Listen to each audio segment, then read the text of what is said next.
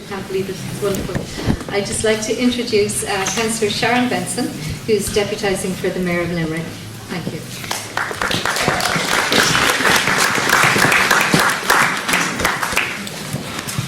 Good evening, everyone. It is an honour to stand before you today on behalf of Limerick City and County Council and Mayor of Limerick, John Moran. I am delighted to represent the people of Limerick and share a few words with you. Limerick is a city and county rich in history, culture and community spirit. Limerick City and County Council plays a pivotal role in this journey, providing over 700 different services to our residents, businesses and visitors, from infrastructure and housing to education and cultural initiatives. The Council is dedicated to enhancing the quality of life for everyone in Limerick.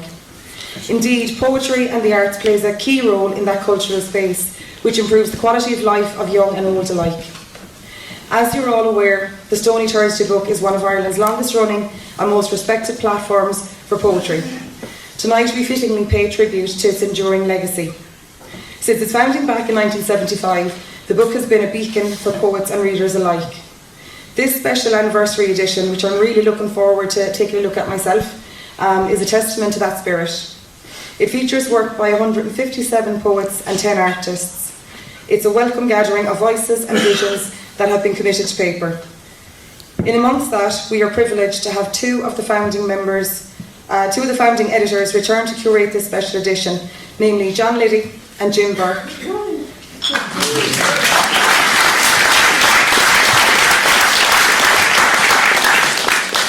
Their involvement tonight reminds us of the deep roots of this publication.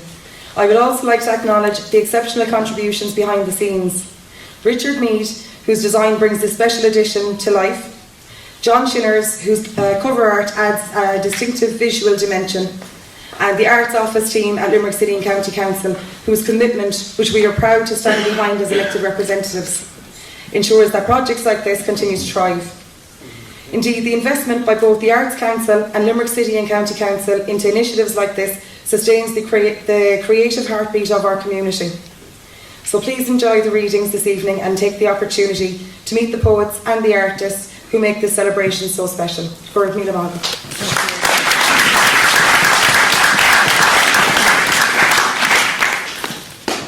those of you who don't know me or that I haven't met yet, please come up and say hello later on. But my name is Attain McCooey and I'm the Arts Officer.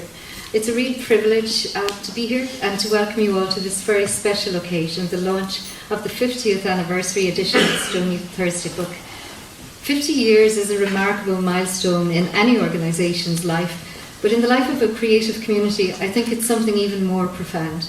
It represents not just time past, but voices gathered, stories shared, and a tradition of imagination continuously renewed. And this evening, we honour half a century of this publication, which has shaped, challenged, and celebrated our world through language. The Stony Thursday book has carried the rhythms of everyday life, the courage of personal truth, and the delight of creative surprise. 50 years ago, Jim Burke and John Liddy dreamed of a platform where voices, diverse, profound, and resonant, could join together in creating this wonderful breadth of expression.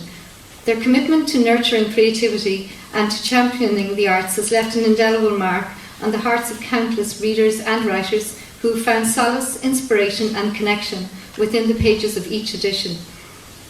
The anniversary collection stands as a testament to the talent and dedication of those who came before, the founders, Jim and John, who believed in the power of poetry, the editors over the years who nurtured emerging voices, and the writers who entrusted us with all their work. The collection is published through the Limerick City and County Council Arts Programme, facilitated by our Arts Council partnership funding. It's now one of Ireland's longest running poetry publications, and it continues to provide a vital platform for both emerging and established voices. There's a lovely article I read today by Kieran Bevill in today's Limerick Leader, which pays tribute to 50 years of Stony Thursdays, and within it he writes that it has persisted through quiet conviction that poetry matters, that the act of writing and reading verse remains one of the surest ways to connect people across time and place. I think we can all relate to that. As Arts Officer, I'm constantly reminded of this sense of connection, and I'm also reminded that creativity does not happen in isolation. It happens because communities make space for it, because a teacher may encourage a child to write their first verse, It happens because local groups host workshops and readings, and because audiences show up, just as you have all done this evening, to celebrate the value of artistic expression. This publication belongs to all of you as much as it belongs to the writers within its pages. I want to also extend sincere thanks to everyone involved in bringing this edition to life: the editors, John and Jim, designer Richard Mead, the poets and the artists who have all contributed their work to form this beautiful publication. I pay tribute to the various editors over the years who've carefully curated and shaped their editions with great dedication, each bringing their own unique perspective and energy to the publication. And I also, as Sharon already mentioned, I'd like to extend thanks to the Arts Office team, and a very special thank you to Lisanne Jackman for her work and dedication in bringing this publication to fruition. And finally, a sincere congratulations and thank you to Jim Burke and John Liddy. May the next 50 years of Stony Thursday be as bold, as diverse and as inspiring as the first. Finally, I'd just like to mention that we were taking names from people who would like to read some of their work this evening. If you haven't already given your name at the desk on the way in, please let us know. I'm sitting down here at the front, and Michelle is here also. Just let us know when we add your name to the list. And finally, I'd like to call on John and Jim, the founders and editors of this year's The Stony Thursday book. Good evening. Thank you, Sharon, for deputising for Mayor Moran tonight. Etain, members of the arts team, and all of you who have turned out for the launch of the Stony Thursday book, thank you so very much. Every voice, every vision in this 50th anniversary edition is genuine. Liz Rosenberg's advice in an essay titled Journey Without a Map says the first step in putting together a book of poems is in finding a poem beautiful enough to make a beginning. John and I agreed that the poem All Belonging, with its tone, sentiment, and a particularly appealing reference to Stony Thursday Corner, should become our anchor poem in the book. What unfolds when reading the anniversary edition is sometimes a group of poems naturally begin to adhere to one another. Sometimes the poems sing to the artworks set down beside them, and sometimes the artworks respond, bouncing light to magnify the words on the opposite page. The project coordination team, with the incredible Lisanne Jackson, Aoife O'Connell and Michelle O'Rourke, together with the very talented book designer Richard Mead, and all those selected poets and artists, gave John and I a platform to build on. Hopefully, we have nailed down this edition. Some years ago, a friend of mine said to me, "You are lucky that you live in a city that is called after poetry." I'd never thought of that before, but it's true. And we are also lucky to have in Limerick an arts department that continues to produce the Stony Thursday book annually. When Etain invited John and I to edit this 50th anniversary edition, we immediately replied yes. Thank you, Etain, for your warm and moving forward included in the book. To all the poets and artists who generously submitted to this edition of the Stony Thursday book, John and I offer each and every one of you a huge thank you. It is indeed heartening to see the level of interest and expression in the arts in these more anxious and unsettled times. Congratulations to all those poets and artists included in the 50th anniversary edition. To conclude, I would like to fondly remember John's mum tonight, the late Maureen, who with her bright optimism encouraged John and I in the heady 1970s, where all was beginning and belonging for us with those first editions of the Stony Thursday book. Thank you.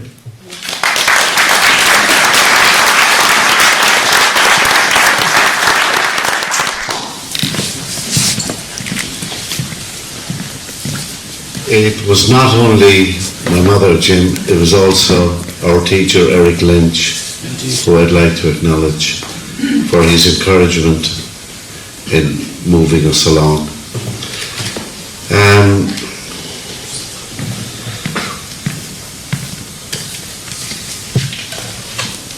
I like having the book with me. Maybe I might dip into it myself one of these days. More Rona Hori, the Stony Thursday book, in Yediag Shokta Kuig, is more on an dumpsa, August the Jim, Aaron. On Tagaran Quega Blian Shaw around live, Igyan Gavila is Fiha Kuig. We also like the fact that we share such an anniversary with the Botti Band and the recently released album celebrating 50 years of Rory Gallagher's music, shown to me yesterday by my brother Mark. Ex-Marine of Sheer and the Blianta Shin, an anecdote comes to mind.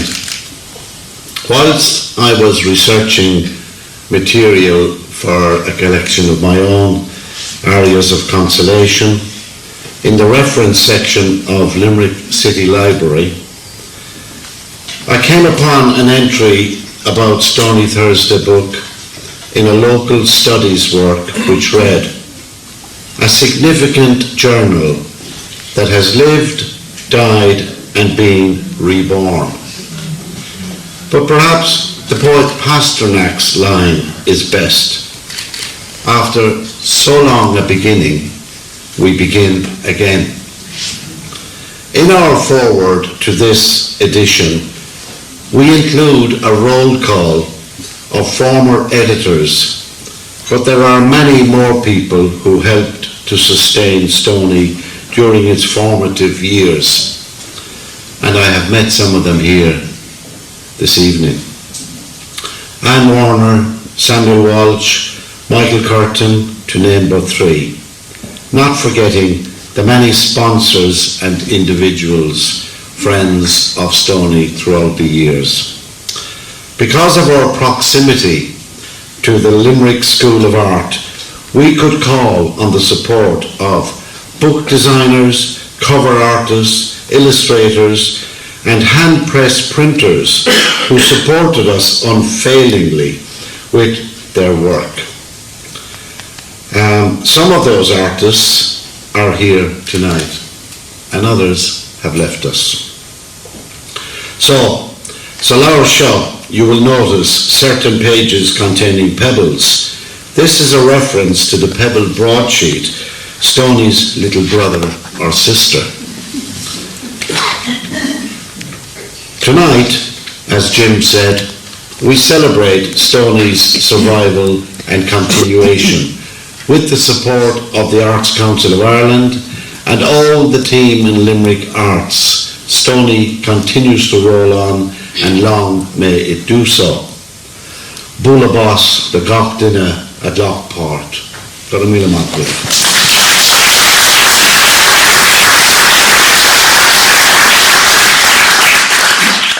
We'd like to start to call on people who signed up who would like to read their work.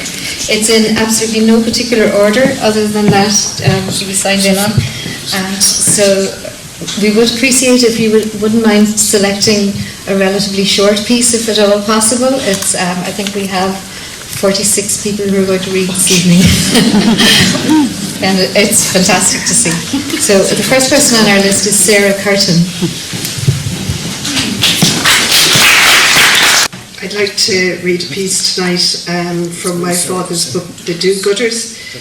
Michael Curtin was a Limerick writer and a true Limerick man, and I'd like to thank Jim and John for including this in their book. Wally Wallace brought half a chicken and chips back to the room. He threw the mattress back on the bed. That's when he noticed the prick pot had left his book behind. Wally got out his salt and shook it all over the chicken and chips. He lifted the book off his lap and gave that a hopeful shake, but nothing fell out, not even an in memoriam card. He examined the cover, the golden treasury. He flicked the pages with greasy fingers, nothing but a whole heap of poetry. He read it from the back. Index of first lines, it leaped out at him. Not a drum was heard, not a funeral note. His Uncle Martin's favourite party piece, the burial of Sir John Moore at Corunna. Wally Wallace closed his eyes. He spoke out loud all 8 verses while he gave the chicken and chips a rest. On the top of broad labouring, Wally Wallace tended carpenters, scaffolders, brickies and roofers with Keating. He worked all the hours Keating gave him. Keating was hard but fair, the highest compliment that ever flew around a site. After 6 weeks, Keating told him, "You're a fine worker. Look into your envelope on Friday." Keating brought him into a building society and made him open an account. Had he given up the bookies? Only a few cross doubles and trebles on a Saturday. "No good," Keating said. "Gambling is for dossers. Whoever saw a bookie with the arse out of his trousers?" The drink cut down a bit, Keating told him, but it was hard with all the lads in the Crown just around the corner. Keating had a vacancy, a room on the Brondesbury Road, not far from the Falcon, where Keating himself drank. By now Wally Wallace had paddled into the book as far as his trousers turned up to the knees. He stayed in most nights reading and memorising. Keating was right. He had money now at the end of the week, and no need to take on the bookies. Soon on the sites they said about him, "That old book has gone to his head." He first recited sitting on the lower plank of a scaffold while he had a mug of tea. There had been a collection in the Crown for an old labourer who'd copped it from pneumonia. Wally Wallace said, "I have been laughing, I have been carousing, drinking late, sitting late, with my bosom cronies. All are gone, the old familiar faces." They called him the poet, but it grew on them. On Monday morning, somebody with a hangover might say, "Give us some of that old poetry to see would it ease me head." Wally only went to the Crown now on Sunday and Friday nights, just like Keating. And an odd night he might go in late to the Falcon to just have 3 or 4. He'd sit and watch Keating play 45 with his buddies. On Saturday night, Wally used to go dancing to Charlie Max or the Banda. He'd never shifted. He was awkward like that, like so many handy men with shovels. A new barmaid landed in the Falcon called Sally, a country girl with red rosy cheeks. Wally didn't think of himself as having the remotest chance. Then he discovered Henry Carey, 1693 to 1743. Wally practiced the poem in his room. On a quiet Tuesday night when Keating was at the 45, Wally stayed on his stool at the counter. Sally walked up and down behind the counter with her arms folded, humming to Gentle Mother from the jukebox. When the song finished, Wally slipped in. "Of all the girls that are so smart, there's none like pretty Sally." Sally looked at him. He went on, "She is the darling of my heart, and she lives in our alley. There is no lady in the land is half so sweet as Sally. She is the darling of my heart, and she lives in our alley." Sally hadn't been slow to pick up the English way. She said, "Cheeky." Wally didn't go in on Wednesday to give the foundation time to settle. On Thursday, Keating and his men were at the counter rather than at the 45 table. They'd got a whiff from another barmaid. They ribbed Wally. Keating himself said, "Here's the poet come a-courtin'." So while Sally filled his pint of bitter, Wally was emboldened by the sheep and lamb principle. "My master and the neighbours all make game of me and Sally, and but for her I'd better be a slave and row a galley. But when my 7 long years are out, oh then I'll marry Sally, oh then we'll wed, oh, and then we'll bed, but not in our alley." He got cheers and yoo-hoos and slaps on the back. Sally blushed. Keating and his men came from a matchmaking county. Keating said, "How can any girl say no to that?" inspiring Wally Wallace to say to Sally at closing time a line that Henry Carey forgot to pen. "Are you going to the Banda on Saturday night?"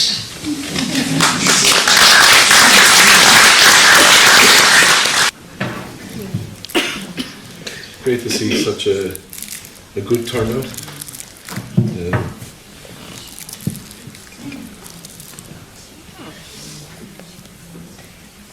Yeah.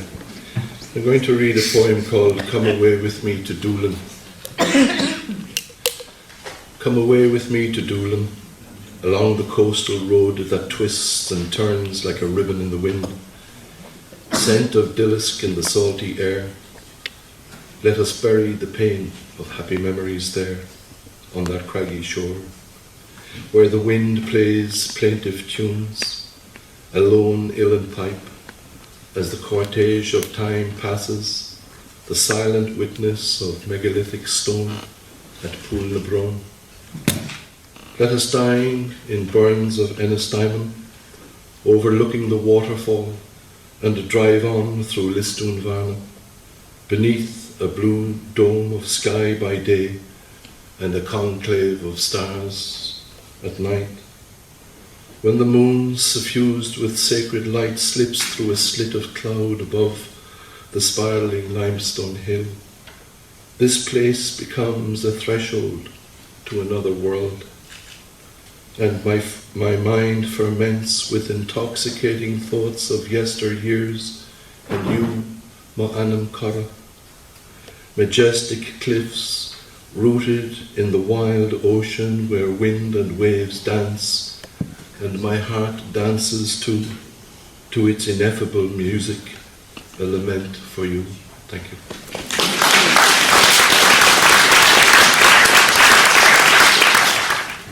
My name's Ruth Marshall.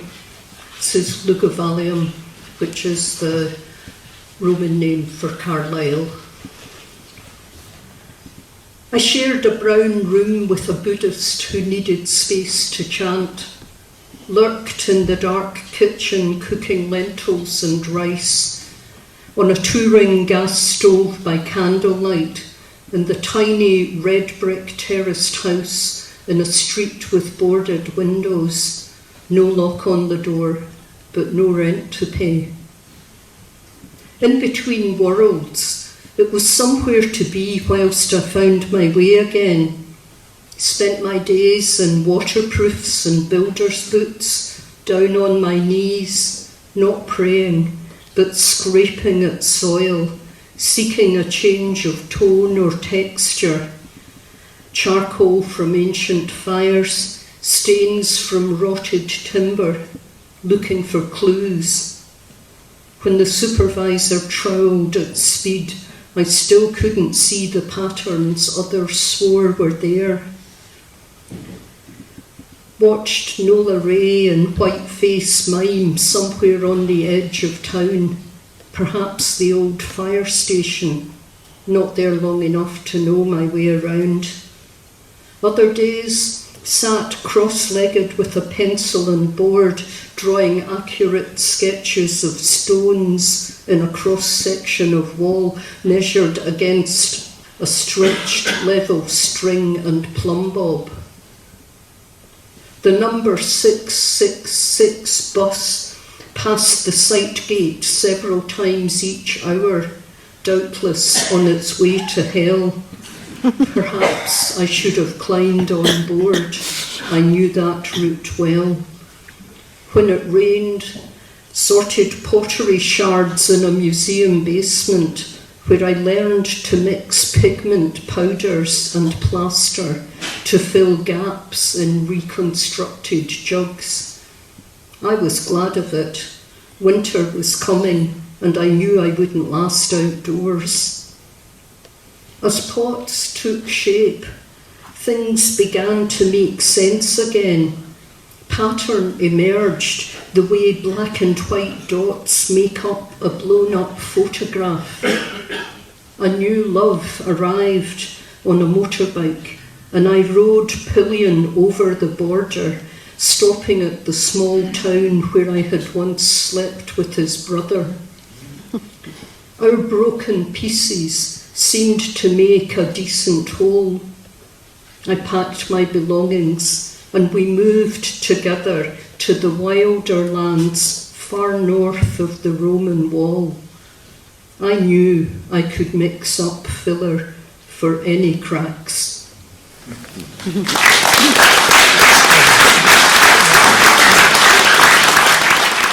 So my name is Jeremy Fitzgerald and I'm going to read the poem Record It's on page 60, and this poem was inspired by a radio interview I heard of Catherine Corliss. She was the lady who discovered the Tune Baby site, and what struck me about her was the fact that she was a historian. I did a history in my college years, so I understood the historical research.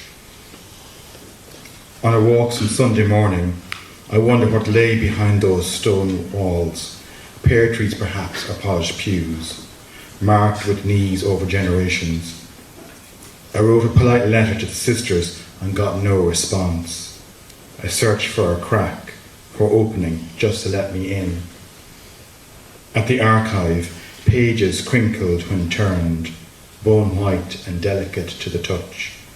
The print was so tiny. I tried not to let it all fall apart. In dusty corners, I searched for some records of who they were, and I found birth certs, death certs, a map of a septic tank. Little was recorded, but we all knew, yet we pretended not to know. Now this unhealed memory is refusing to be buried.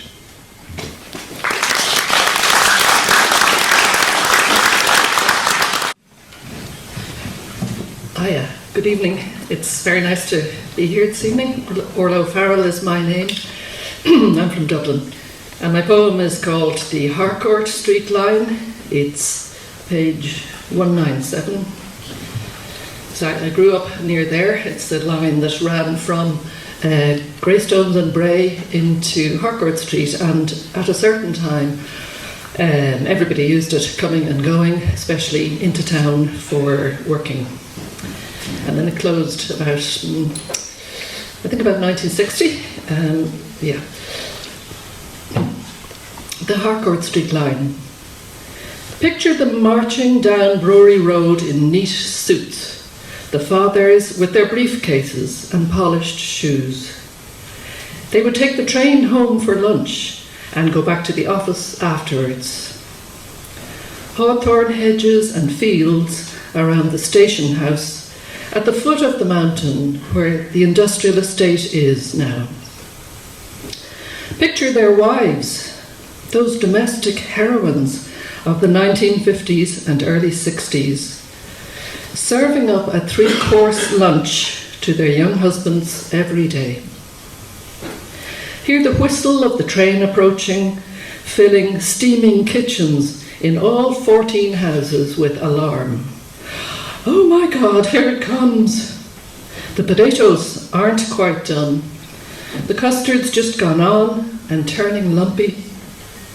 The apple sponge still rising in the oven. See aproned perfection, the house all cleaned, the baby burped and gurgling in the cot. Just time for smoothing dishevelled curls. And how is your morning at the office, dear? You've had a busy morning. Nothing of note here. Briefcases grabbed, the fond kiss on the cheek, the husbands hurrying back to the station, past frothing hawthorn and hedged fields. The wives clearing up, maybe stealing a minute between the clearing away and the baby starting up. Imagine their sighs of relief when the Harcourt line closed down.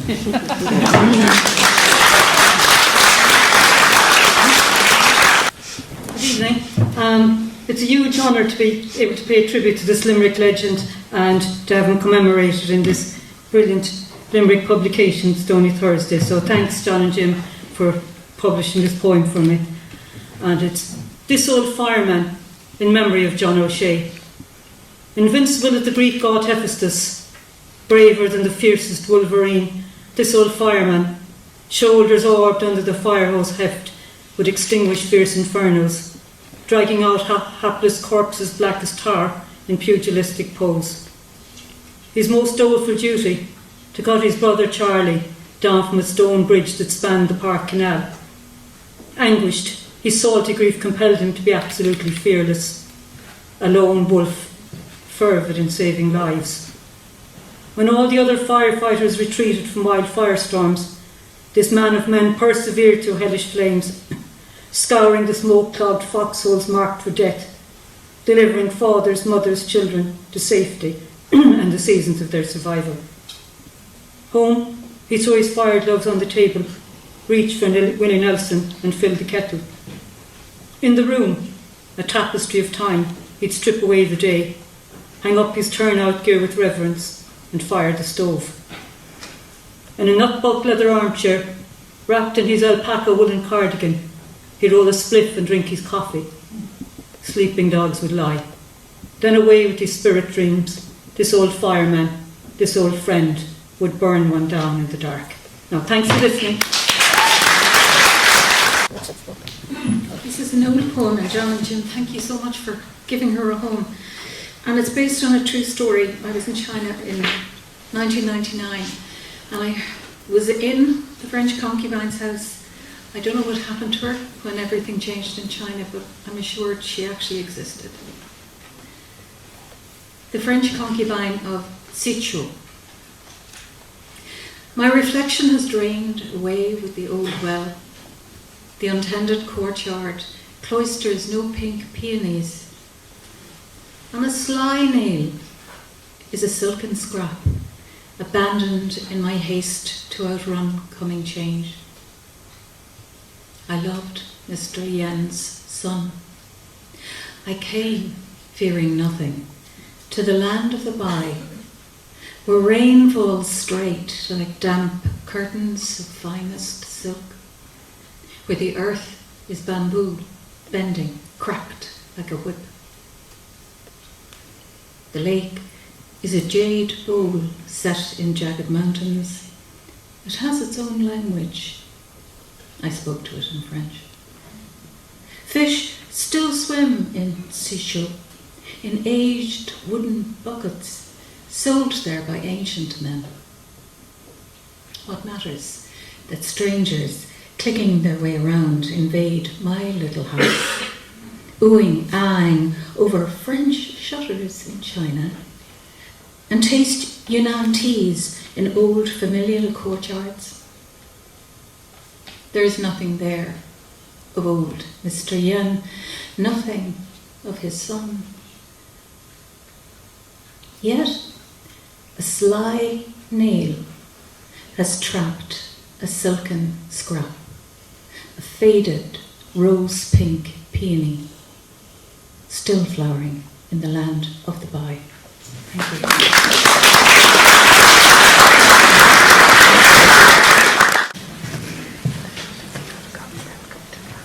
Dír massa Voyager, Big Meg Leah Milana Ta Falsha has on Solar. So it's called Duma Winter, and thanks very much for picking it to be published. Duma Winter. The world a sheen of silver, green and grey. Fish-belly ground slid between the sky and the stone spine. Flashes of fields flooded to a metal confluence, and there's an Ireland, here, somewhere in this muck, where bodies squelch free from their lakes, up into sideways rain lit by the setting sun, and sit on benches overlooking the Shannon, the Lee, the Liffey, the huge sloshing Atlantic and the tense Irish Sea. Low hawk bellies skimming the waves and watch the pebbles of their lives skip out across the water. Urmila.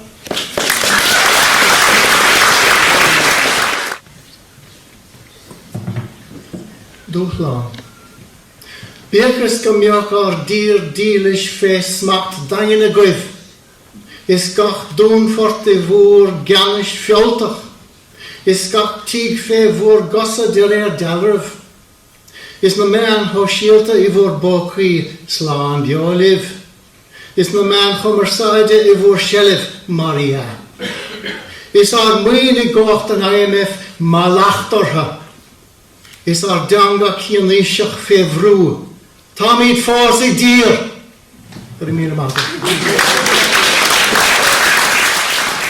I'm Jessica and Rose. Thank you very much for having me in the Stony Thursday book. This poem is shaped like a menu, and it's about an almost religious experience I had after eating a wrap. It's called Praise for Life's Lesser Known Gods, whose wraps are so good you can forgive the fact they own a food truck called Food Truck. Dionysus stands elevated on flimsy metallic, the cross-hatched flooring drooping under the weight of his blatant heroism, and I am ever grateful for the steadfastness of his dusk-lit presence, outlined in the white heap as all his beams. His maenads materialise in and out of focus behind him, their fleeting silhouettes buzzing amongst the frenzied late evening smoke, flames licking the mirrored surfaces that frame him as one by one he acknowledges each expectant cherub that gazes hungrily up at his height. With a slow blink, he peruses his tipsy audience with a dubious affection in his eyes as we puff out clouds of dragon breath against the cold air, waiting, watching, wondering, where are the gods? They aren't in the churches, but they never were. Our hysteria leans back on its haunches at the altar's scent. It's better than any saged incense for smoking out gloom-infested low spirits, its sacred scorched iron spitting out fat that's more healing than any pungent balm. The remnants caught hiding under the fingernail with a wink, whispering that pleasure isn't sin. Where are the gods? They're working the minimum wage jobs that you don't want, handing out small glories to those who are willing to grasp for them, blessing us with miracles that go unheard of in a world that craves spectacle, that fruitlessly scrambles to the feet of those who preach the loudest. You won't find gods here unless you're willing to accept that a god is only what you need a god to be. I can be whatever you want, baby.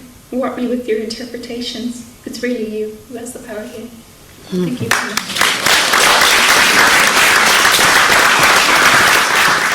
Thank you very much.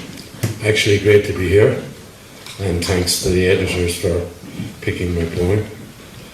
It's not a long distance from Clare to here, it's just only over the bridge. Anyway, this one is called Thoughts. In the stillness of the church, she spread her thoughts out on a pew. Some rose as butterflies to mingle with the colours of the stained glass windows. A few strayed too close to the candles and were burned by the flames.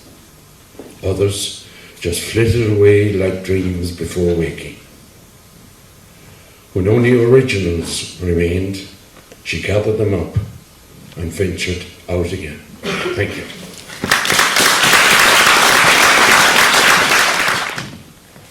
Hello everyone, and thank you guys for including me in Stony Thursday.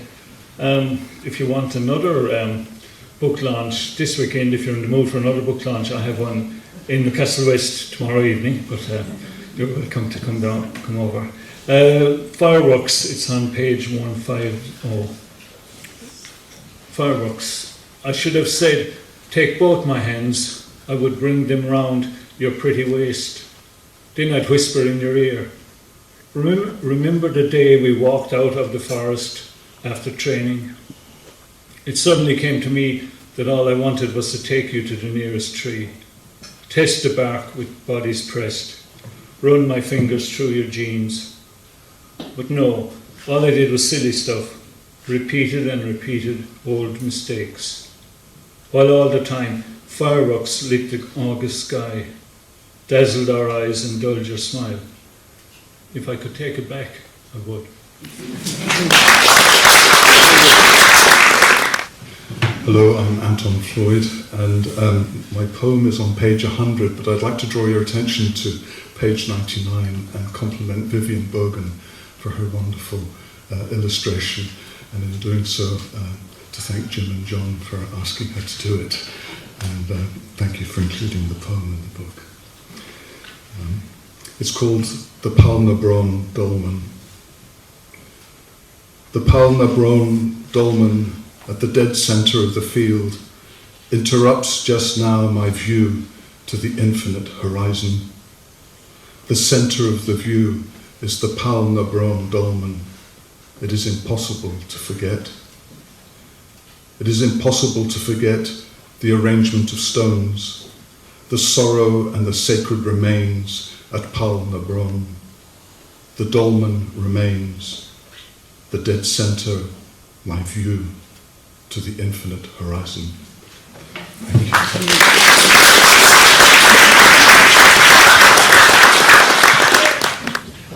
Hello, and thank you to John and Jim for including my poem. It's on page 180. Titles. These are the boxes she ticks on official documents. Over the decades, she has known many: lover, wife, mother. They float like opalescent silks in the sunlight. Even when the breeze becomes a gale that trashes at her windows and burns her eyes, she dances them to the music of songs old and new. The beat and rhythm of all those years melodious, carrying her along, recorded in the photos that smile from the walls. Now brightness dims like streetlights wrapped in fog, while she must answer to that grim title, widow, and just like the spider, an unwanted house guest. In India, shunned by some communities, in Afghanistan, forbidden to sing to her children. Suspended in her rooms among a mishmash of webs. As the months drift towards Sagittarius, in the space between presence and absence, she dreams of the opposite of now. Thank you. Hi everyone, and I'd like to congratulate John and Jim on the wonderful legacy of Stony Thursday. I've been nearly around as long myself, but anyway, I'd like to dedicate this reading to a very close friend and fellow poet, Limerick poet, who died during COVID-19, Mark Whelan.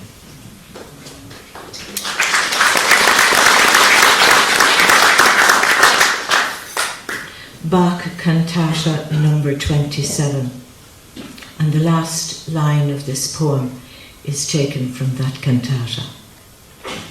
I'm a fly, an insignificant creature. I love the scent of waste, the taste of rot. I have a purpose, a place in the scheme of things. Still, the world hates me. I often rest in sunlight, my blue-black back more beautiful than onyx. But it's the sound I make that burrows deep into your psyche, a monotonous drone. It's my song, and I can't stop. I sing like a chorister sings a Bach cantata. Who knows when my end shall come? Thank you. My name is Michelle Dennehy. There will be a bit of a tonal shift here. I loved that poem. This is a bit of a silly one about a dressing gown and my husband's bum. I recently purchased the most exquisite kimono to film this poem for Instagram. But I want to let you know that the real thing is nothing like the kimono. It's a grotty affair that would only be found in a very long and content marriage. So you can just imagine it, grey and stained and quite grotesque. This is called I Promise. When you steal my dressing gown, slip your arms through the wide sleeves, crisscross the fabric over your chest and pull the belt closed, the hemline barely covering your fine backside. I promise when I watch your bare feet dance to the bathroom, when I listen to the soundtrack of relief, chain, taps, door. I promise when you remove that stolen warmth, throw it over the bedpost, climb back into our December bed. I promise that I understand this life, this slipping in and out of skins, always leaving, always coming back. I promise. Thank you. Hello everybody, it's lovely to be here this evening, and thank you John and Jim for including my poem. It's called Astray. It's a nature poem. Astray. The little bird jets into double glazing, and at the second attempt spatters fear on the rattan chair, then drops to rest on the sill. I corral its stun warmth under the sweaty odour of my baseball cap. Both of us pumping palpitations as claws grip my finger like sticky goosegrass. Its black eyes lost resolve, flustering a half start before arrowing to the tent of maize chirping hawthorn hedge. I twirl the gift of soft feather frieze. Think of all that masquerades in plain air, to the whirring of next door's strimmer, raising what dares stray out of line. Thank you. My name is Vivian McKechnie, and thank you, John and Jim, for including this poem, which is dedicated to the wonderful Limerick writer Maeve Kelly, who died this year in August.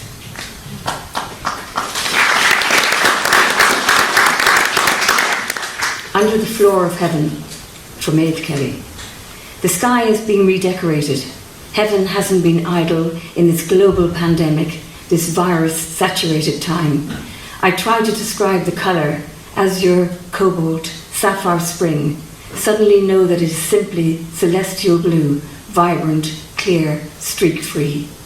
Now no planes pollute the air, only birds emboss its surface, embroidery patterns changing, a kaleidoscope of colours, shapes and sounds moving across that celestial blue floor. I see you there in the distant past, a young girl, your fair hair forever falling over your face, your mother in the kitchen, pots boiling, the back door open, sunshine bouncing off the flagged floor, washing, waving white against the blue sky. You sit on the doorstep, the dog dozing beside you. You rest your head in your hands, you notice everything. The distant drone of a tractor, the clink-clank of machinery, a blackbird pecking for worms, grazing cows, even a ladybird on a leaf. But it's the sky high above you stare most at, shading your eyes against the bright light. You listen, watch and wait while thinking, always thinking. Then you jump up, rush in and pull at your mother's skirt, demanding attention, needing an answer. Is the sky the floor of heaven? And if it is, are there other floors, other rooms? And your mother turns to look at you. She sits down to think about your question. And she pauses, pushing your hair out of your eyes. And she smiles, and she says, amazed, "You're a strange one, so you are." And we don't know what you thought then, though I imagine you smiled too, as your mother whooshed you outside again, a biscuit freshly baked, clutched in your hand. The dog, mad with excitement, the rush of air as you both raced across the fields, the moment magical, a dog and a girl running, wind in her blonde wispy hair, under the floor of heaven. Hello everyone, my name is Billy Fenton, and thanks to John and Jim and the Limerick Arts Office for including me. This poem is called Loch na Coo, and Loch na Coo means Stone of Sorrows, and it's actually a place in northwest Donegal. So Loch na Coo. The day before I go, we walk to Loch na Coo, a flat rock like a penitent's bed, entombed in a field near Garton. The birthplace of Culliam Kill. I lie down, a tremor of cold, feel autumn rain wash my face, as if he is above me, sprinkling holy water from an aspergillum. Where many slept a night before they left, exiled, not for making war, but because of where they were born. I arrive at St. Columba's Bay, his new name, south side of Iona. A cobbled beach, conical piles of stone to mark his landing place. The story of how he nursed a heron, sent it back to Ireland in his stead. Once I found a dead heron from Iona near Loch na Coo, Dave said. When we laughed, oh ye unbelievers, a ring on its leg to prove it was so. The sun divides the water, an updraft of healing light. The the vaguest shadow of distant places, the silhouettes of 3 birds flying by. Thank you. Good evening, everybody. My name is Sinead McDevitt, and thank you, John and Jim, for including my poem in the Stony Thursday book. This poem is called The Gaeltach's Rainbow. When I was a young person, when I was going to the Gaeltacht, I had misconceptions of being exposed to only sad stories and sad songs. But when I returned at a little bit older, I was in for a big surprise. So it's The Gaeltach's Rainbow in summer of 1981. After the thoughts of spuds, buttermilk and gruel, you would try to bite your lip on the rattling bus and try to forget about the Jackie Summer special left behind. Before you wobble after the long goodbye it seems, you think if heroes like Peg could wink back tears after the loss of a Lan of Cune, surely you can survive a month without your living mum. When you enter the realm where children used to go to school without wearing shoes, you learn about their schooling like the wrath of God until they reach the age when their match was made. When I returned, this time I learned the words for fruit, not just apples and blackberries, but the suchat taloon and various shades of green of the cran and colours that began to dot the bogland and stony walls. When I returned, the Farragut that swelled with rain like the uncried tears of Dun Queen, now it became a shade of iridescent blue, where seahorses and invisible mermaids rode on frilly waves. When I returned, we sang songs like On Iha, a song that prompted romantics to stroll along the chalets after the Cayley and to wait at the Fuinio for an Eliza Doolittle to show her face. In the Holla, girls in pedal pushers and mini-skirts grouped to form the walls of Limerick. Pumps and espadrilles created a thunder, all like Lusku, Gotopi, and how shades flashed, now a rainbow. Gormina Mahaka. Thank you for including me. This poem is called Flight. Her hair was tumbleweed in forsaken places. Her brows were nightingales without a song. Her sleep was a grey wolf circling the pen. Her eyelids were white tents flapping. Her lashes were sweepers for mines on the road. Her eyes were milestones that cried. Her ears were repositories for all their traditions. Her shoulders were trees that yielded and bowed. Her smile was a boat, scuttled at daybreak. Her teeth were graves yet to be dug. Her lips were parchment without any words. Her tongue was a dog chastised.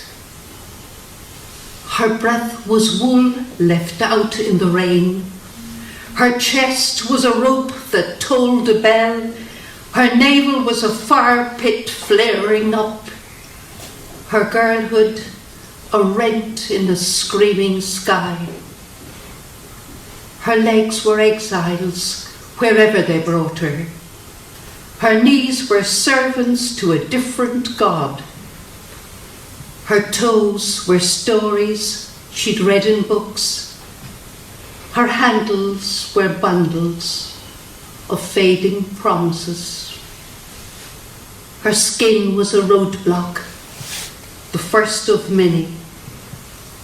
Her gait was a kid still tethered at night. Her people were a dust cloud walking beside her, and her 12 years a maelstrom raging inside. Thank you.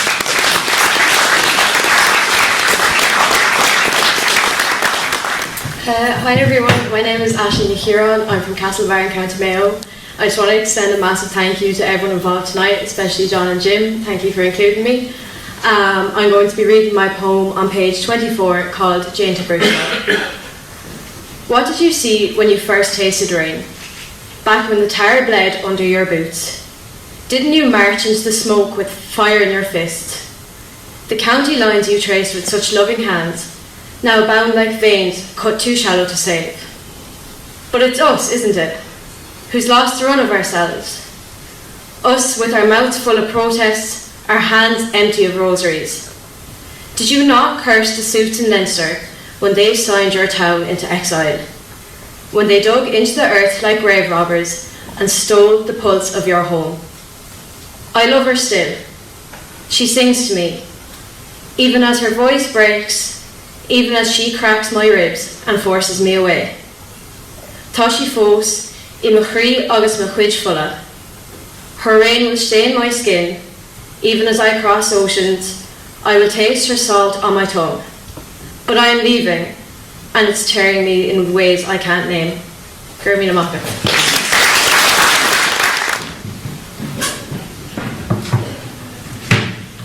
The shocking truth of this poem is I had nothing to read one night at the White House, so I spent 10 minutes scribbling it onto a bit of paper.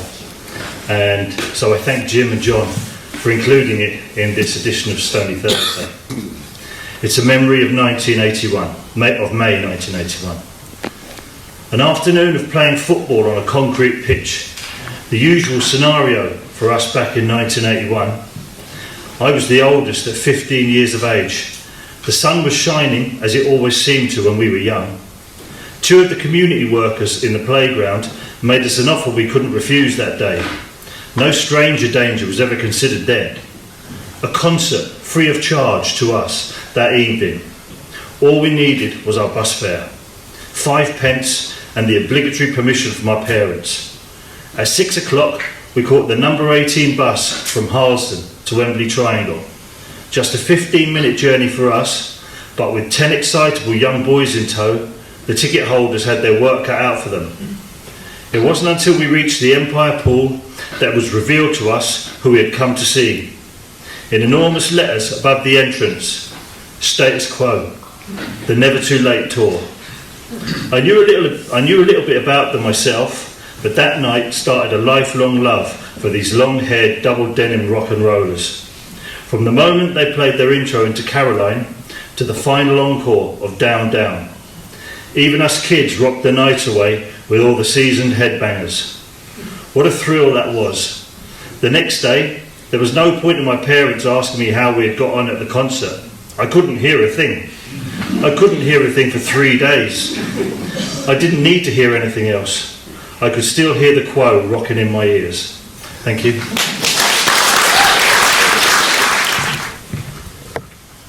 Hi, I'm Dora. I can't see all of you, but it's lovely to be here with you. And thanks, John and Jim, for bringing us all together. And thanks to the arts officers as well. And this poem is called To the Bat Kol. And the Bat Kol in Jewish tradition is a feminine echo of the voice of God. She's considered less important than prophets, and she only appears after the fall from Eden. To the Bat Kol. This prayer is to the echo in the upper corner of a crowded hall, where hairline cracks draw shaken landscapes in the clamour. For the beauty of the scriptures, ignored among tracts of wise men blessed by memory. This prayer is to the voice heard without speech. It needs no breath, appears only after the fall. This prayer is to the voice that comes unbidden with no toll. It does not deal in sacrifice. It is the hum of voices joined. It does not covenant with the chosen. The feminine call men listen to. This prayer is a descent within. The one who stirs the coals after burning bushes lose their flame. Keeper of warm watch under closed lids. the ones who notes the shine in tears, lives within a look, beneath whisper, in the expansion and decay of breath, the secret language that is native to the quiet. This prayer is to the echoes revealed between ribs, a menstrual beat rising, a pulse free from multiplication, multiplying. It does not drip between the eyes, tied down like a blessing sought, but hovers in unspoken thoughts. It hangs not on the lintel, but in the depths of home, between forks' tines, under the tongue. This prayer is to the soundpost of a stemmed viol, the place that resonates in answer, the batkol. Thank you. Hello everyone, my name is Fernanda. Thanks so much for including my poem. I'm from Mexico and came to study in Galway 3 years ago, so this poem is about being a bit homesick. It's called The Dogs on page 90. What thoughts I have of you tonight, Juan Rulfo, as I wander streets 1,000 miles away from your echo in the dog days of August, far from crooked alleys and visions of dust. What thoughts I have of you, of everyone, everybody, oh so clear in my mind's eye. Thoughts of a lush, deep, humid green and a few blue valleys, the blue of distance, a gentle hum. Thoughts of a dark, dry, dusty red, a vision and a dream under the night spread. No images come in the dirty sepia of the films, or muted colors, or solemn hymns. And whatever thoughts I have of you and home and him is overtaken by the image of 1,000 dogs in a whim, a multitude of beasts coming out of the fog, a marvelous mix, a unique blend of irreverent breeds, an army of mutts, exultant, miserable, famished, expectant. In whatever dreams I have of you, there the dogs are too. In a particular dream I recall, a child sits in front of me. She has obsidian eyes and long dark hair, and a dog sits under her chair. A scrawny beast with wistful eyes, almost hairless with skin of dark grey silk. Its posture elegant, its manner mythical, its stare humble but all-knowing. And the child says to me, "It won't bite you." And I say, as if out of some other mouth, "My fear is it will follow me home." In some other dreams I tell my mother I wrote a poem because I miss home. "What is it about?" she asks. "It is about dogs," I say, "stray dogs I don't see here anymore." "There are so many beautiful things to write about," she scolds me, "like the agaves, the trees, the pyramids, the jungles, the flowing dresses, the mariachi songs. Don't you miss these things?" She doesn't understand what it's like to walk along dogless streets, going to bed without the barking and the howling coming through the window. And she doesn't know the longing in comparing the here and the absent, in wild dogs running along, somewhere there, not here, that, not this. She doesn't know it's never the things you think you will miss that you write about when you want to write a poem about the things you miss. Thank you. Thanks, John and Jim, for including my poem. And I'd like to thank them also for launching the Stony Thursday book on the 50th anniversary of the start of the Shannon scheme. My poem is called Waiting for the Shannon Scheme, 1925-1929. A new century, a new state escaping the past, waiting for a switch to light its future, preparing for head race, embankments, bridges, hydro dam, penstocks, turbines, tail race, for a miracle of German engineering and Irish labour, McLaughlin's brainchild, or McGilligan's white elephant, waiting for the Shannon scheme. A Partine, a little port at either end. Partine Weir splitting the majestic Shannon, ready to send the head race hurtling towards the dam. Partine, Alax, waiting to guide the tail race to Corbally, to reunite it with the mother stream. Kilduris and Ballyglass, waiting for the trains and excavators. The Shannon and Irish Yukon, Ardnacrusha and Irish Klondike. The air about Clonlara, thick with the babble of tongues, Hiberno English, German, Connemara Gaelic, 4 languages if you include bad language. Labourers in bunkhouses, pigsties and barns, hired and fired for 32 shillings a 52-hour week. Upstream, meadows of Kilestry and Clonfada, waiting for the deluge, the watery backlash that would consign them to the bottom of a new lower lake, a mini Loch Derg. St. Louis Oratory, salvaged from a doomed Friars Island, transplanted stone by numbered stone to solid ground on the site of Kincora at the Green in Killaloe.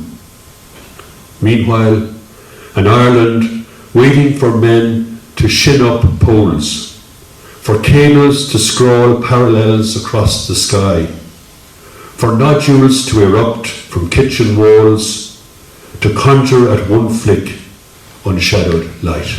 Thank you.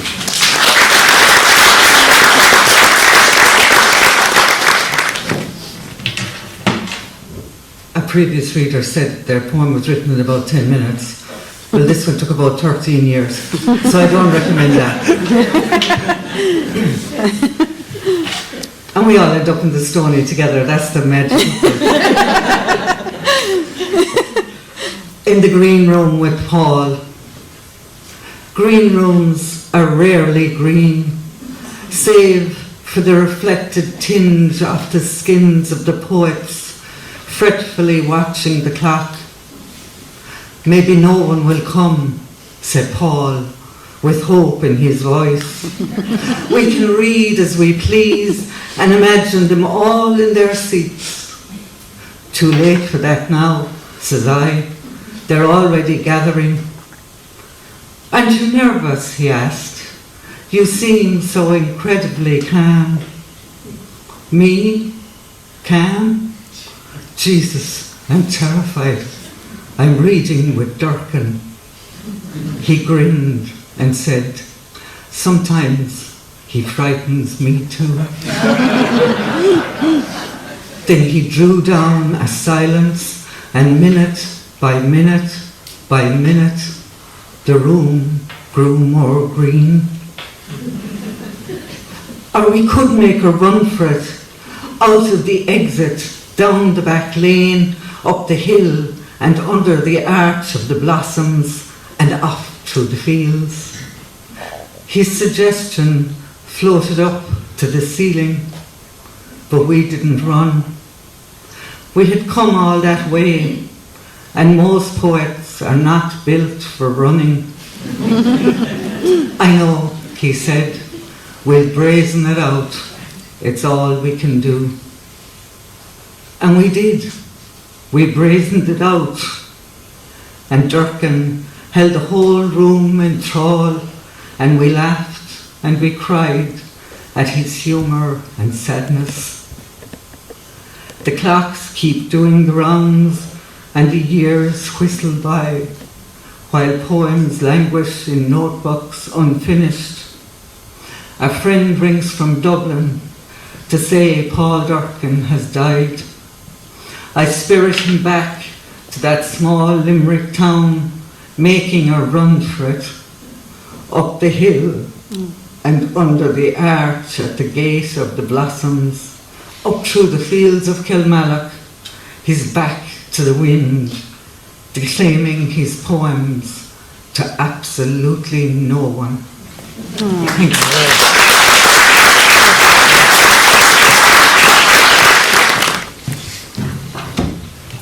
Hey all, how you doing? Fair enough.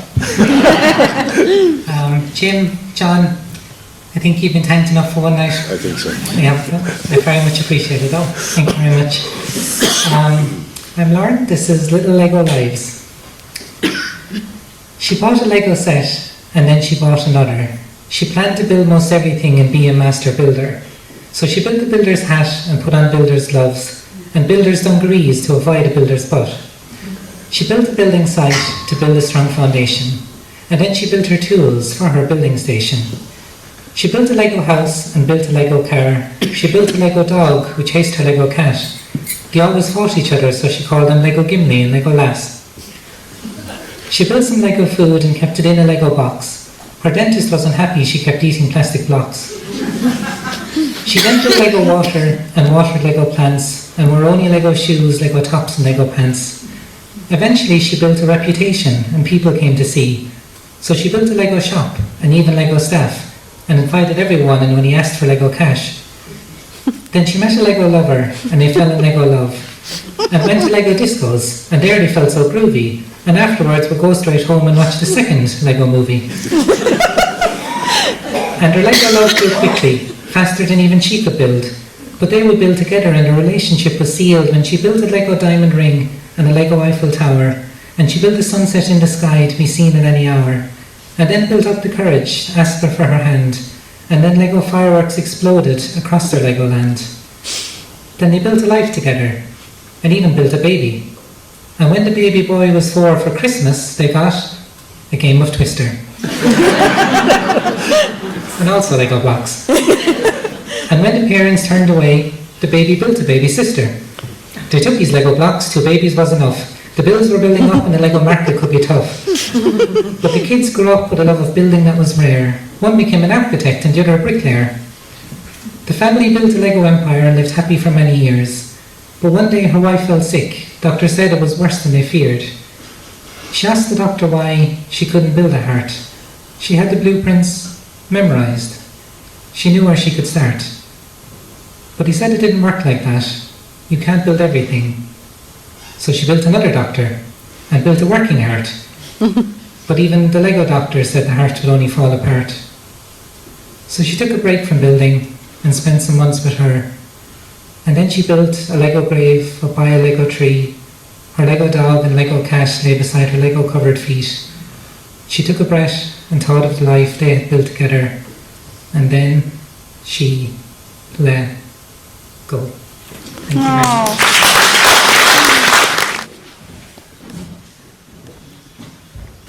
I can only echo the thanks that have been proffered already tonight. There's been a lot of poets who've read in this room over the years, and I'm very happy to be standing here, honoured in fact. So I'd like to dedicate this poem to Bertha McCullough, who always laughed at my silly ones.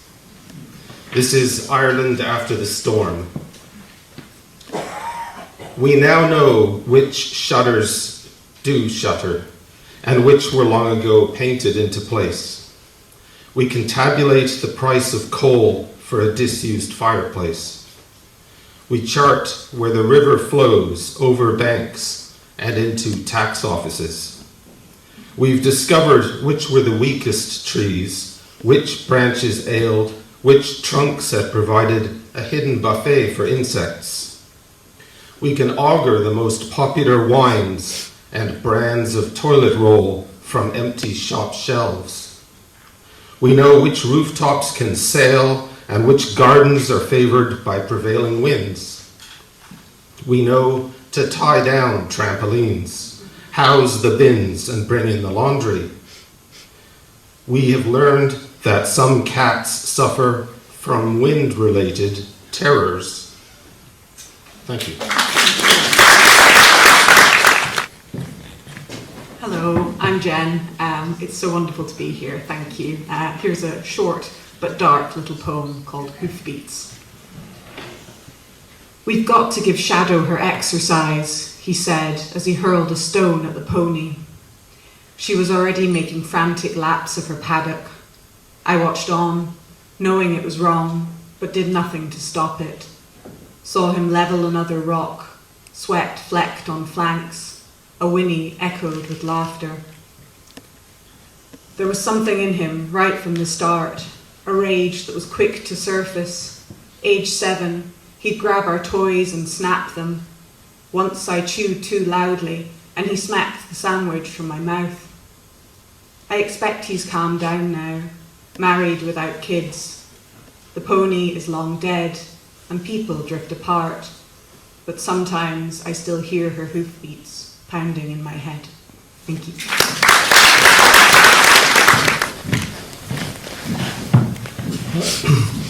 My name is Frank Farrelly. I'm from Waterford. Thank you, John and Jim, for including this poem.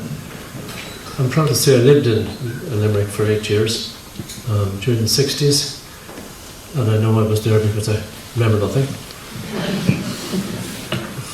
You have to be okay.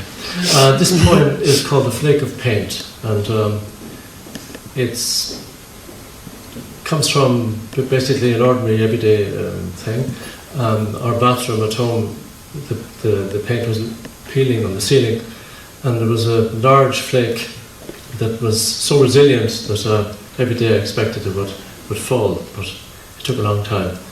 It took about as long for this poem to emerge. A flake of paint. Every day I expect to find it on the floor tiles of the shower. Yet it's still there on the ceiling, like a stamp uncurling at the edge, our peephole open to the stars. I'm tempted to peel it off with my finger and thumb, but it will fall of its own accord. Probably when I am reading a poem, or woman's face, or fretting over something beyond my control. It might outlast me and my grandchildren. But I have lived with it this long. I'd like to be there at the end, like visiting my mother in her dying days, clinging on her every word. Thank you. Hi, Ingus O'Donoghue an dom agus is trolley me a gúcas agus tá anás go bhfuil mé fáilte sa láir seo Stony Thursday agus gur míl mágah John agus Jim agus Antain. Tá má dán Changval Anima Soul Talk, and it's about a poem I wrote last year, and it kind of like prescient, it came true then after Christmas. So this is it. It's on page Cadis and Noka 3, so 193. Changval Anma. A rare divino realty a glycernach. An each shoot na deha, no ar shincher rowing. A quika asul, the spree earring, no changvalinga. Riv nullag screeb stone, fin tinna a dlana amach, gakain vaden, mer afral vodok, den law a vi rowing. Riv nullag, vishe mernosagum e dlana hanona. Le ling mi anner, stan lehen te lauma durga, hosnius e gairi, le glukach and glan wan. Cunne dlana, is meer madlunia, nos manig, na latracha crua. Hugan sharmanus, mishnach, don law nuadom, agus nor sminius arandom a vi comagum, hug shin ordu manamadom. Is lassa anam railed unum, or vrahas gur chaptert e on sale ella. Chine. So my name is Breda Spate, and I'm going to start by thanking John and Jim for including my poem in this. I really do appreciate the moment. The title of the poem is from the Dictionary of Obscure Sorrows, Juska.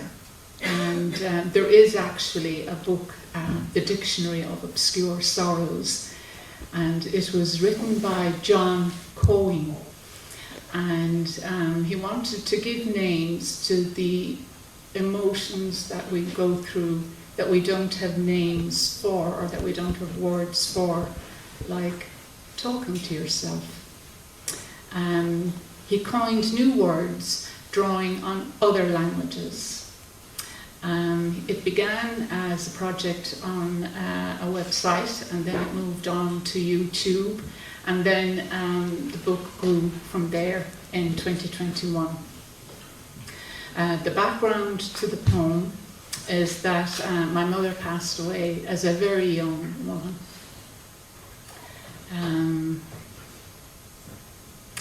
The poem is on page 178. From the Dictionary of Obscure Sorrows, Jusqu'à. Noun. A hypothetical conversation that you compulsively play out in your head. It looks like a long-necked bird mid-glide, its body an arrow propelled by hunger. A heron, poised between its awkward body and a wingspan braced to soar. The rush it creates is the word's power. All the times I brave talk to myself, rehearsing the what ifs and next time I'll say. From the French jusqu'à, meaning until. A limit in time, a boundary where all before it is anticipation. The ache to hold the familiar curves of that someone again. Ears straining for words that never took shape on a breath. My mother never said goodbye. Summer twilight is best. The air coppery, where a frown can be mistaken for a long day, and starlings rustling in the dusk become a murmured tete-a-tete, and a bird you can't name cuts the sun's lip, its silhouette dropped whole into the night.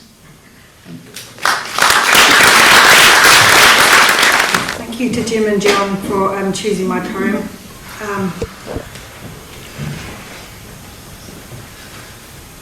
I wrote this poem after quite a difficult day with my son, and it was like inspired by bedtime, putting him to bed.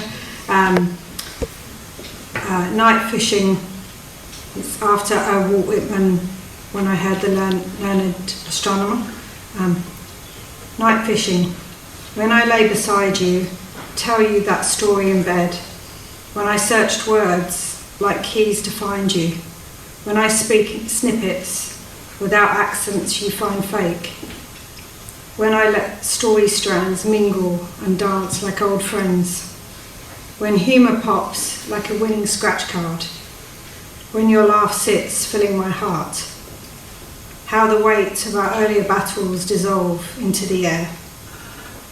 How soon your breathing slows, face yawns, my body leaves the mattress stretched into a yawn. Eyes shut out the stars to join you on a raft. Immigrants on this wild sea that no longer strive, but rest, held in the jaws of the great white open page. Thank you. Hello folks, my name is Mars Divan, and I'm sort of frantically looking for my poem here, which I definitely had when I was sitting up there.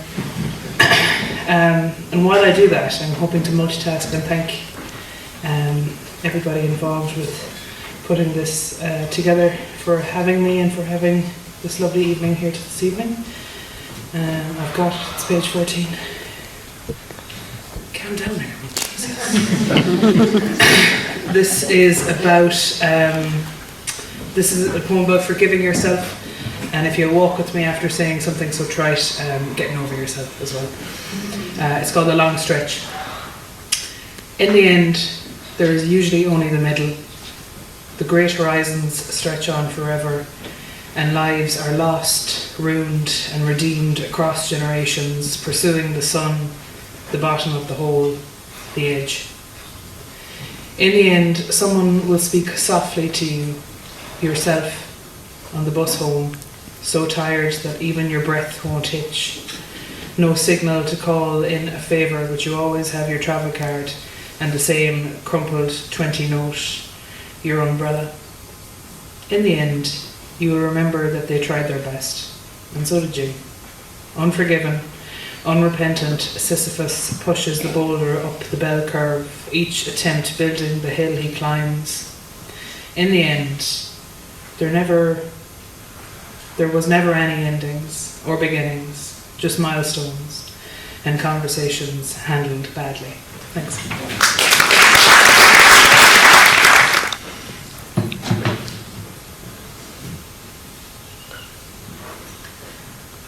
Bernadette Gallagher. Predator. Every age has one. A megalomania in power. His subjects grounded. As the dog, ill-treated, still obeys his master, we bow down and scrape the bowl. The kestrel hovers and kills his prey. Hunger knows neither friend nor foe. In battle, the soldier kills. His leader tells him so.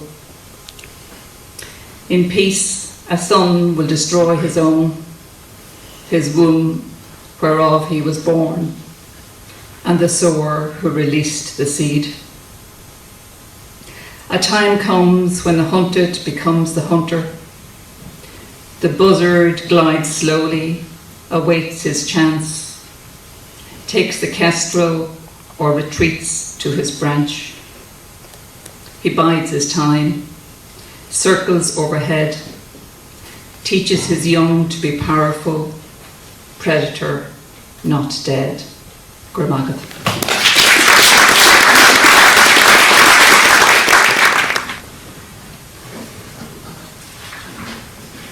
Hi, my name is Sean Hickey, and it's very, very nice indeed to be here this evening. This is a poem called Bicycles. It was often about a bicycle in those days. 10 speed, 5 speed, 2 speeds, stop and go. It didn't much matter, just as long as you had wheels. Backs arched over the handlebars of sleek racers, or straighter atop something old school, but still nifty. Speed-freak desperados, choppered up and zooming the pavements, buzzing the bikeless, those poor fools. Old ladies aloft and stately on the black behemoths, bearing them to devotions. Day-long odysseys to the coast and back for the hale of heart and lung and limb. Insouciant show-offs executing wheelies on the main street.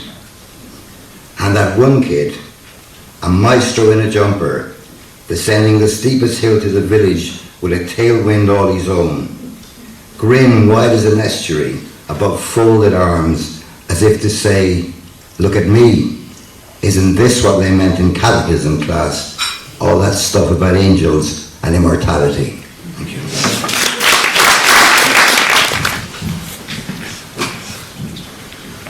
Sorry, my feet are a bit numb from sitting down. Hi, I'm Eva.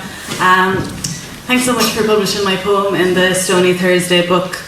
And the poem is called Dead Man's Land, and it's about places kind of being haunted for you after a breakup. Dead Man's Land. There is a space between Galway and Mayo that doesn't belong to either one. You stopped your car between two road signs and said you had to kiss me in no man's land, and then it would be ours. And so many places are haunted for me now by the memories of us. There is a dull ache in my chest when I step inside Grand Central Bar, where you first met my parents. Moretti and West Coast Cooler, I got so used to ordering both.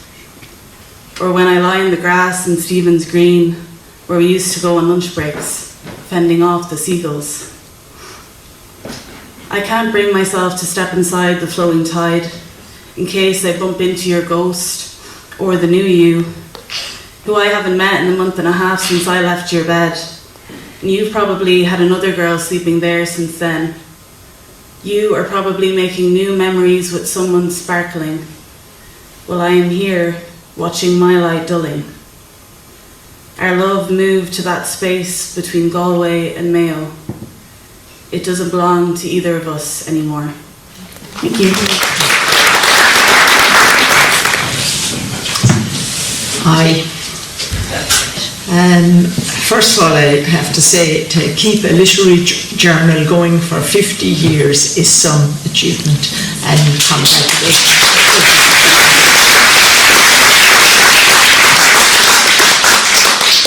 And I'm delighted to have a poem included in this beautiful production. And I'm sure you're all relieved that it's the last poem. Milking time. Strutting in the middle of the road, in the middle of the afternoon. His buttocks tight in blue denim jiggle, like G's in the middle of a giggle. He saunters his strut all over the road. No one can pass. I shift from fifth to first, focus on his rear end, so cocksure. He flicks an occasional switch off a cow's backside. Their full udders oscillate like giant pendulums and lull me off guard. In my car, behind him, in the middle of the afternoon, on my way to active aging yoga, hummingbirds thrum.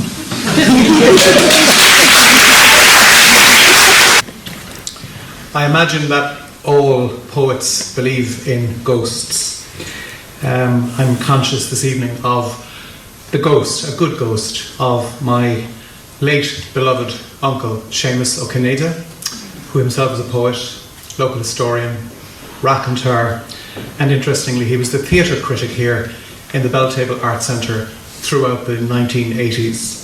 And many's the controversy that Seamus raised.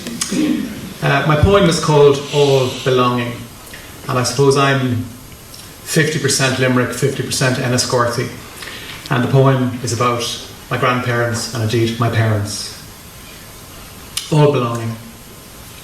After 4 years scrubbing floors in Brooklyn, Bridget O'Sullivan came home to sell root vegetables from a sturdy oak table placed across her front door at Stony Thursday corner. Cloaked in all weathers, with 2 Ranks flour bags loosely stitched together, Dominic Kennedy, a carman of stocky build, carried heavy loads from Limerick docks. Having a way with animals from his earliest years, he stabled horses for Joseph Cross, undertaker. Sharon-like, he respectively ferried the dead to their final place of rest. A factory hand, headstrong Annie Gray, gulled the Wexford Constabulary, conveying guns and bullets secreted in the folds of her robin-starched petticoats across the sloping town of Enniscorthy. From Salthouse Lane, Eugene Devereux was the son of a lime burner. The noble trade of cycle mechanic was his initial calling. He fashioned bicycles for 5 and 3 and was imprisoned for half a year in rat-infested Fronguk, having fought for the new republic. All belonging to me came from the land. All belonging to me worked with their hands. My mother, an assistant bookbinder. My father, a charge hand fitter. All made me who I am. Gramagat.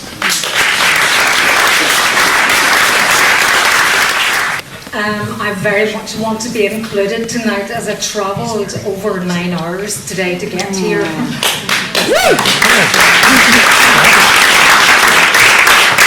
And I want to be included because I want to say thank you very much to the editors of the Stony Thursday book for publishing a story that I wrote about almost 50 years ago, and now for publishing this poem that I've written now, 50 years later, another chance to begin again.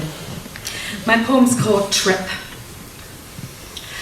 Scent of wild thyme cramming the nose as your face thuds into the thick carpet of herbs on the sandy surface of the macaire when you topple, when your knee fails on a step down into a hollow and you pitch in an arc to your knees, your shoulder, your hands, your face. your nose immersed in small foliaged and flowered plants, as in shock you inhale deeply the fragrance, as you try to pull together the incoherent bones and muscles that splay in a far from customary low crouch into a more befitting pose, while the gorgeous pungency of the herbs exalts your spirit as if a skylark singing laughed over you. Thank you.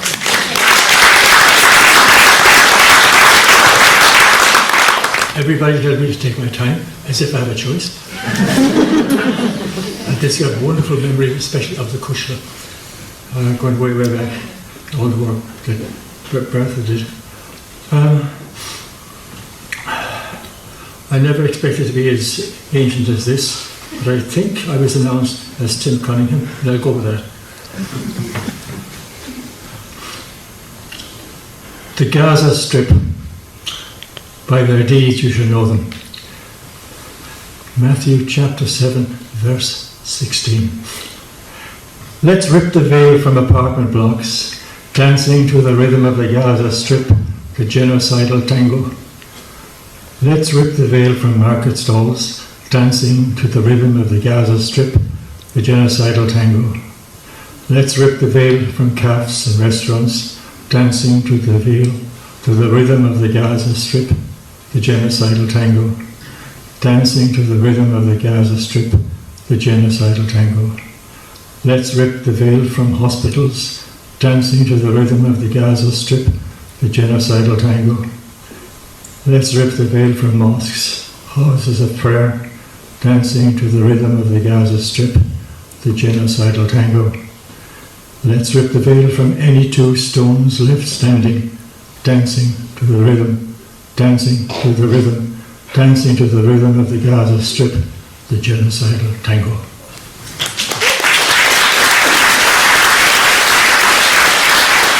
When you need to clear a venue quickly, get me to read a poem. Works every time. This is on page 37, and it's 30 seconds in a Costa coffee and Molly Simon, so that's what it's trying to capture. A day in March, and as you read your book in a corner of a quietish cafe, the sun has appeared to you like an unexpected knock on the door at a moment of such paralyzing loneliness that even if it is a Mormon telling you how you should live your life, or a TV license inspector below quota, you may struggle to withhold a warm hug, and you will certainly invite them in and make it difficult to leave. The staff have vanished as two young girls enter, wearing pajamas and slippers and grins full of mischief. One puts a fist in a jar of Lindt chocolates, while the other scoops up 2 bottles of Coke. First, fluffy and marshmallow-like in her all-pink ensemble, turns to wink at us, the few customers watching them, like we are an audience.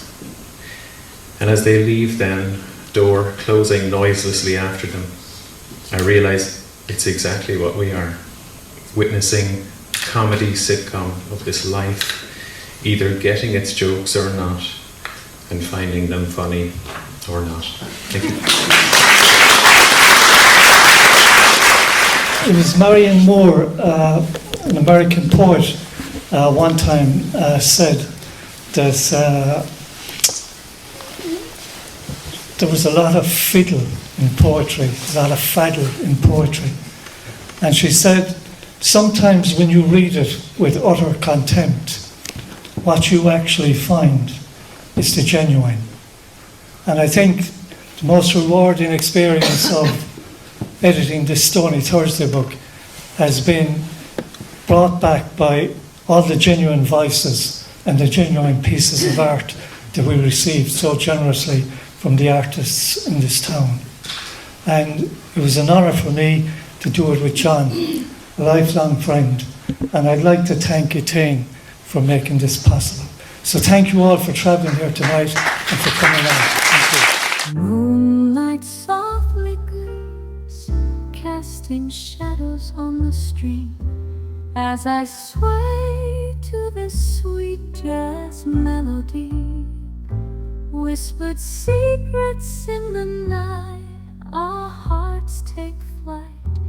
In this moment, everything feels right.